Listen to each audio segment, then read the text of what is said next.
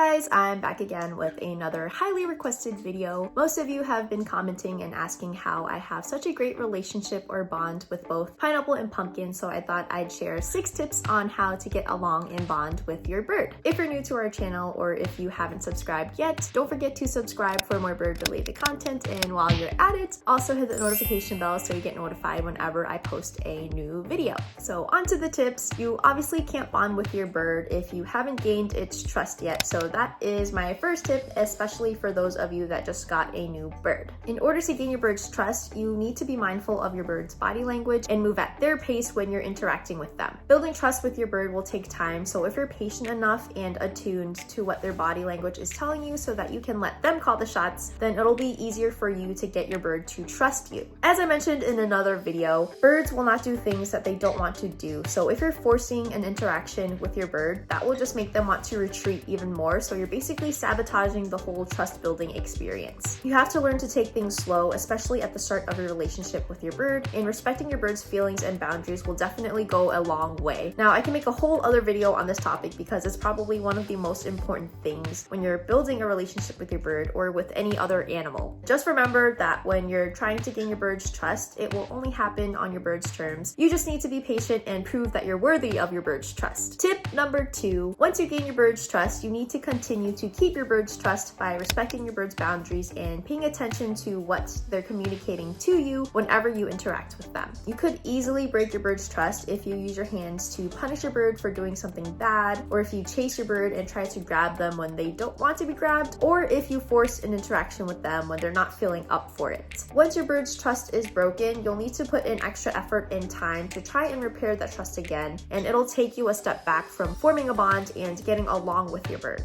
If you don't respect your bird's feelings in space, it's also another easy way of getting yourself bit, so if you actively work on respecting your bird's boundaries, they'll in turn appreciate that you acknowledge their feelings, and your bird will start to like you even more. One of the things that can really strengthen your bond with your bird is socializing with them, which is my third tip. Birds are flock animals and they thrive on socialization, so to bond with your bird and to get to know them, you want to include them in your daily activities whenever you can. You can share a meal with them if it's something safe for them to eat, or instead of having your bird eat in the cage, you can bring their food out and place it on the table for them to eat with you. If you want to bring your bird along when you shower, you can work your way to getting them used to the bathroom and showering with you if you think that is something they'd like. Another way to socialize with your bird is by grooming or preening your bird. Birds will routinely groom themselves, and you can gently help your bird with pin feathers or even just give them scritches. By socializing with your bird and including them in your routine, you'll start to see more of their personality shine through, and you'll feel so much more connected and closer to your bird. My fourth tip is to consider trick training. Trick training is one of my favorite things to do with my birds because it's a rewarding way to interact and engage with them. Once you start trick training with your bird, you'll realize that they love the interaction since they're going to be getting lots of positive reinforcement and mental stimulation to keep them engaged and happy. The simplest and easiest way to get started with training is by target training. Target training is where you teach your bird to target or touch the end of a stick in order to get a reward, and it's literally the easiest thing you can teach your bird. From there, you can work your way to teaching your bird how to step up, how to recall train, how to spin, or how to wave hello, and then you can work your way to other kinds of training that involves toys, like teaching your birds how to fetch or play basketball and other tricks. Just like with gaining your bird's trust, training will also require lots of time and patience, and if you can do that for your bird, then you'll only just strengthen the bond that you have or foster a strong bond with your bird. Fifth tip, consistency, consistency, consistency. Once you form a great relationship and bond with your bird, you have to continue to be consistent in providing enrichment that will nurture your bond. You can't just work to only gain your bird's trust and socialize with them and then expect your bird to continue to trust and love you if you all of a sudden stop doing all the things that they think are fun. A bond with your bird is essentially a relationship or friendship with your bird. Once you stop nurturing any relationship, things will start to fall apart and you'll have to start all over again to build the relationship back up. So if your bird really loves training sessions, make it a routine to train your bird at least 10 minutes a day, or try teaching them a different trick every once in a while to challenge their minds. If your bird really loves eating with you, surprise them with something they've never tried before. You want to be consistent and actually make an effort to be there for your bird. My last tip is to be patient and don't give up on your bird. Every bird is so unique and will have different stories, so it may take longer to form a bond with a rescue rescue bird than it will with a young bird, or it may not take as long. It really depends on the bird and how you work with them. You could easily form a bond with a rescue bird that you consistently work with and respect, just as much as you could easily not form a connection or bond with a young bird that you got from a pet store or breeder, because you expect that they'll like you right away and that they'll require less effort to train. Regardless of what your bird's background is, as long as you stay patient and persistent and you continue to work with your bird, you'll be able to get along and form a bond with them in no time. The bond that I formed with Pineapple and Pumpkin took so much blood, sweat, and tears. Well, not so much blood, practically no sweat, and lots of tears, but you get the idea. The bond that I have with them didn't just form overnight. I had to work with them to get them to trust me and to interact with me, and all of that took lots of time and patience. If you can't put in the time and effort that it takes to get along and form a bond with your bird, then it's just not going to happen, and it's as simple as that. All great things take time, so just be patient with your bird and don't give up on them, because they deserve all the love that you can give them. Those are my 6 tips on how to get along and bond with your bird. Again, I can't stress how important it is to be patient and to work with your bird on their terms, because that's really the foundation to forming a strong bond with your bird. Like this video if you found it helpful, and comment down below and let me know how you're working to form a bond with your bird or keep your bond with your bird. Thank you guys so much for watching as always, and I'll see you in the next one.